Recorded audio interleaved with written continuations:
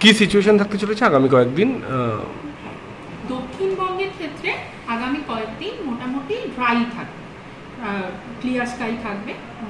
আর কাল সকালবেলায় তিনটে district east Midnapore, West Midnapore এবং দক্ষিণ চব্বিশ পরগনায় হালকা ফগ হওয়ার সম্ভাবনা আছে। সেটাও শ্যালো টু মডারেট, ভারী ফগ নয়, হালকা কুয়াশার সম্ভাবনা রয়েছে। এইবার আসি আমি উত্তরবঙ্গে।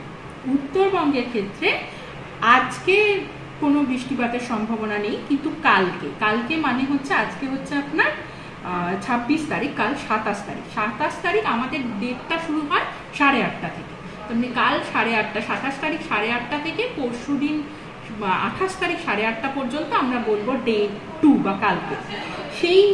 সেই সময়ের মধ্যে বজ্রবিদ্যুৎ সহ বৃষ্টিপাতের সম্ভাবনা রয়েছে দার্জিলিং, জলপাইগুড়ি, কালিম্পং আর আলিপুরদুয়ার, এই 4টে জেলাতে সম্ভাবনা রয়েছে। এবং তারপরের দিন মানে 28 তারিখও এই সম্ভাবনা রয়েছে, 27 এবং 28 তারিখ। আর এর মধ্যে দার্জিলিং, কালিম্পং, জলপাইগুড়ি এবং আলিপুরদুয়ারে কালকে বিক্ষিপ্ত বৃষ্টিপাতের সম্ভাবনা রয়েছে। এর মধ্যে দার্জিলিং, কালিম্পংয়ে বৃষ্টিপাতের সম্ভাবনা বেশি এবং সেখানে বেশি এরিয়ায় বৃষ্টিপাত হবে। হয়তো দেখা যাবে মোট এরিয়া 25% এরিয়া, মানে ওই ডিস্ট্রিক্টের 25% এরিয়াতেই বৃষ্টিপাত রয়েছে, 1/4% জায়গাতেই বৃষ্টিপাত হচ্ছে, এই সম্ভাবনা দেওয়া রয়েছে এবং ওখানে স্নোফল হওয়ার সম্ভাবনা রয়েছে। আর জলপাইগুড়ি আর আলিপুরদুয়ারের ক্ষেত্রে বিক্ষিপ্ত বৃষ্টিপাতের সম্ভাবনা, এটা আমি বলছি 27 তারিখের কথা। আর 28 তারিখের ক্ষেত্রে একই দার্জিলিং, জলপাইগুড়ি, কালিম্পং এবং আলিপুরদুয়ার এই কটা জায়গাতে ওই 25% জায়গাতেই বৃষ্টিপাতের সম্ভাবনা রয়েছে এবং এগুলোতে এর মধ্যে কালিম্পং এবং দার্জিলিংয়ে স্নোফল হওয়ারও সম্ভাবনা আছে। আর কোচবিহার এবং উত্তর দিনাজপুরে বিক্ষিপ্ত হালকা বৃষ্টির সম্ভাবনা রয়েছে। এরপর তৃতীয় দিন মানে হচ্ছে 29 তারিখ দার্জিলিং, জলপাইগুড়ি এবং আলিপুরদুয়ারে হালকা বৃষ্টির সম্ভাবনা রয়েছে। এই আপাতত এটা তো হলো উত্তরবঙ্গে।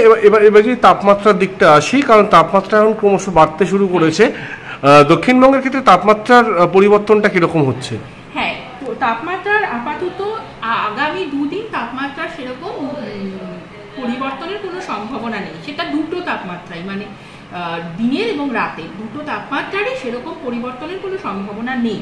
কিন্তু আগামী দুদিনের পর থেকে আরও 3 দিনের মধ্যে টেম্পারেচারটা 2 থেকে 3 ডিগ্রি উপরে ওঠার সম্ভাবনা রয়েছে। তো সেক্ষেত্রে আজকে যেমন কলকাতার সকালবেলা আজকে সর্বনিম্ন তাপমাত্রা ছিল 20.6 ডিগ্রি সেন্টিগ্রেড, তার মানে সেটা আগামী দুদিন মোটামুটি ওই 21 ডিগ্রির কাছাকাছি থাকবে এবং তারপর আরও সকালের ভোরবেলার যে তাপমাত্রা বা সর্বনিম্ন তাপমাত্রা সেটা আরও 2 থেকে 3 ডিগ্রি ওপরে উঠবে। তার মানে ওটা 23 থেকে 24 ডিগ্রি এই সপ্তাহের শেষে গিয়ে, মানে আজকে হচ্ছে আপনার বুধবার, তার মানে আগামী বুধবার অবধি এর মধ্যে দেখা যাবে, আগামী 5 দিন, আমরা 5 দিন দিয়ে থাকি, তার মানে আগামী সোমবার অবধি এর মধ্যে দেখা যাবে যে তাপমাত্রাটা 23 কি 24 ডিগ্রিতে উঠলো। আর দিনের তাপমাত্রাও সেরকমই, কালকের সর্বোচ্চ তাপমাত্রা গেছে 29.9 ডিগ্রি সেন্টিগ্রেড, সেটাও আবার দেখা যাবে যে আগামী মানে সোমবারের মধ্যে 33 থেকে, হ্যাঁ, তো 29.9 মানে প্রায় 30 ডিগ্রি, সেটা 33 আগামী সোমবার অবধি প্রায় 33 ডিগ্রি টেম্পারেচার, মানে অর্থাৎ এবার টেম্পারেচারটা রাইজ করাটা শুরু হলো।